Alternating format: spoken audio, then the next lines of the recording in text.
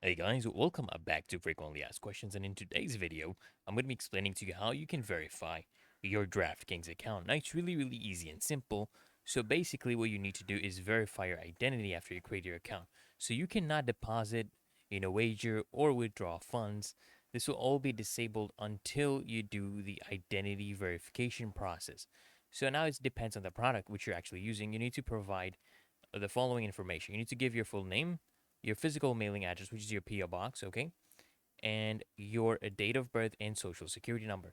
So don't worry, guys, if your identity verification actually fails, maybe if you made a mistake and the information you have provided, they'll actually give you one more chance to re-enter your information.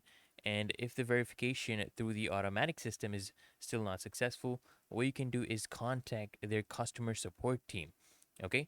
And after you successfully upload your documentation, they will require you to enter your SSN, your social security number. And if you fail the social security number verification 2 times, what's going to happen is the customer support team will actually perform a check and they will contact you directly. And after the upload, guys, what's going to happen is the customer support team will basically review your documents and send you an email with the result for your verification.